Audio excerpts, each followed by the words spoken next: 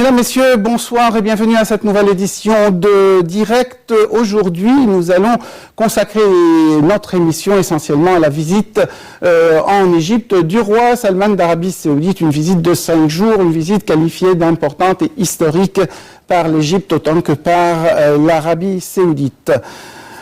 Nous, aujourd'hui, avant d'avoir reçu le roi Salman d'Arabie Saoudite, le président Abdel Fattah el-Sisi a reçu au siège de la présidence à Héliopolis le président du Congrès américain Paul Ryan, en visite en Égypte également, accompagné d'une importante délégation de membres du Congrès. Côté libyen, le gouvernement d'union soutenu par l'ONU et les autorités non reconnues de Tripoli continue de s'opposer en Libye alors que l'envoyé spécial des Nations Unies doit rendre compte jeudi devant le Conseil de sécurité de sa mission dans le pays. Plus de détails dans ce commentaire.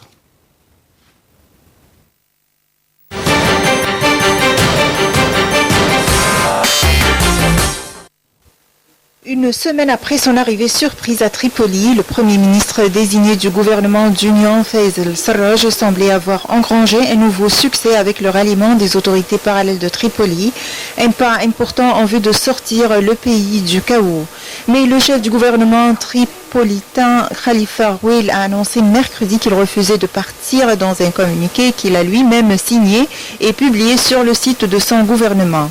Il a appelé ses ministres à ne pas quitter leur poste, menaçant de poursuites quiconque travaillerait avec le conseil présidentiel du gouvernement Sarraj. Un communiqué portant le sceau du gouvernement de salut national a annoncé pourtant mardi soir sur le site du ministère de la Justice que le gouvernement de Tripoli cessait d'exercer les fonctions exécutives, présidentielles et ministérielles. Le gouvernement d'union et l'ONU n'avaient pas réagi dans l'immédiat à l'annonce de M. Rouil. C'est dans ce contexte très confus que l'envoyé spécial de l'ONU pour la Libye, Martin Kobler, doit rendre compte jeudi de sa mission sur l'installation d'un gouvernement d'union nationale auprès du Conseil de sécurité à New York. Il avait mardi soir salué le ralliement du gouvernement de Tripoli comme une bonne nouvelle, tout en ajoutant que les actes devront suivre les paroles. L'ONU et les grandes puissances comptent sur M. Sarraj pour stabiliser le pays riche en pétrole. Il dispose des plus importantes réserves d'Afrique livrées aux milices depuis la chute du dictateur Mohamed Kadhafi en 2011 et confronté à la montée en puissance du groupe terroriste Daesh.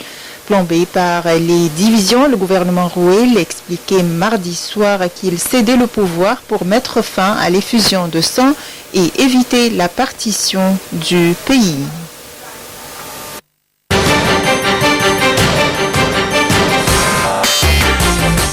Salah Abdeslam, suspect clé des attentats du vendredi 13 novembre à Paris, dont la remise à la France était considérée comme imminente, sera finalement transféré dans quelques jours et pas aujourd'hui. La justice belge souhaite en effet l'entendre dans une enquête sur une fusillade survenue à Bruxelles 3 jours avant son arrestation. Le président François Hollande et la chancelière Angela Merkel se sont retrouvés aujourd'hui à Metz, dans l'est de la France, pour présider le 18e Conseil des ministres franco-allemand, dominé par l'affaire de Panama Papers, la crise des réfugiés, la lutte antiterroriste et la relance économique. Pour cet exercice qui se tient 1 à 2 fois par an et à tour de rôle dans les deux pays, Hollande et Merkel sont entourés d'une quinzaine de membres de leurs gouvernements respectifs. Et puisque nous parlons justement des Panama Papers, perquisition menée au siège de l'UEFA, démission à la FIFA, au lendemain du départ du Premier ministre islandais, les rebondissements se poursuivent dans l'affaire des Panama Papers, alors que les grands pays affichent leur volonté de combattre l'opacité fiscale et de mettre au pas le Panama. Un compte-rendu de Salih Hamed.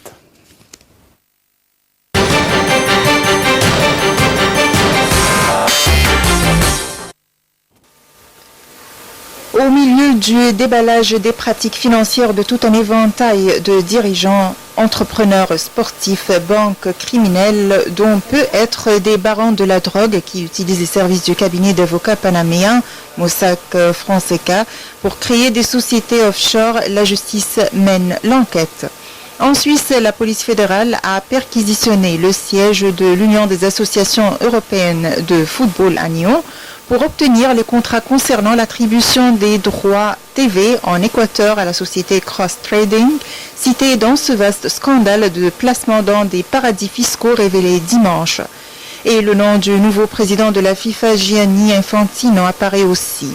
Dans la journée, c'est l'Uruguayen Juan Pedro Damiani qui a démissionné de la commission d'éthique de la FIFA, lui aussi cité dans les Panama Papers, qui ont déjà coûté son poste mardi au Premier ministre islandais.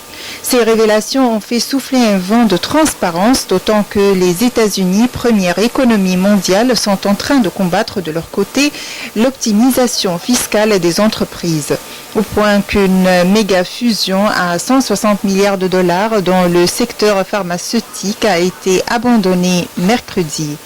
En Europe, le commissaire européen chargé des affaires économiques, Pierre Moscovici, a souligné mercredi l'urgence pour l'UE d'élaborer une liste noire unique de paradis fiscaux sur la base de critères communs aux 28 États membres. Dès la semaine prochaine à Washington, à l'occasion des assemblées de printemps du FMI et de la Banque mondiale, les ministres des Finances des pays les plus puissants du monde vont aborder les questions soulevées par ces révélations lors d'un G20 Finance. En attendant, la France a décidé mardi de réinscrire le pays latino-américain sur sa liste des paradis fiscaux et demande à l'OCDE, le groupe des pays avancés qui pilote la lutte contre l'optimisation fiscale au niveau mondial, de lui emboîter le pas. Les représentants des services fiscaux des pays de l'OCDE ont prévu de se réunir d'urgence pour parler du Panama.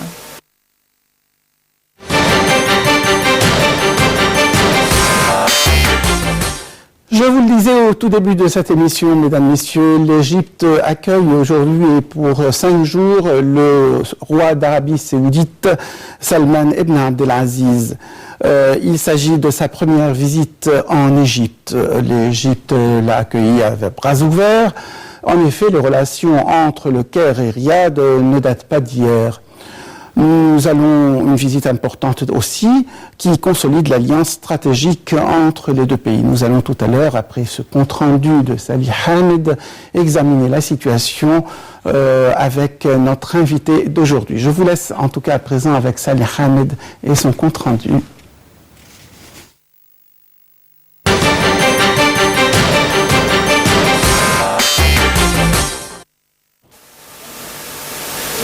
Une visite historique, c'est ainsi qu'a été qualifiée la visite tant attendue du souverain saoudien ce jeudi au Caire. Une visite dont l'importance est primordiale, d'abord du point de vue économique, vu qu'un certain nombre d'accords devraient être signés. Riyad avait effectivement promis à l'Égypte un investissement qui s'élève à 8 milliards d'euros, ainsi qu'une aide pétrolière pendant 5 ans. Si cette aide se concrétise, elle soutiendrait l'Égypte dans sa période de crise. Mais l'enjeu de cette visite est avant tout politique. Selon les déclarations officielles des deux pays, elle a pour but de renforcer la lutte contre le terrorisme et de renforcer la sécurité régionale. Selon la source diplomatique, la visite du roi saoudien en Égypte est le résultat d'efforts intenses déployés par les deux pays, notamment à travers différents mécanismes comme le Conseil de coordination égypto-saoudien. Selon lui, cette visite va donc booster davantage la coopération qui est déjà existante et ne peut être que positive. Le ministre égyptien de la Défense s'est d'ailleurs récemment rendu en Arabie Saoudite pour assister à des manœuvres militaires signes d'une entente égypto-saoudienne dans ce domaine.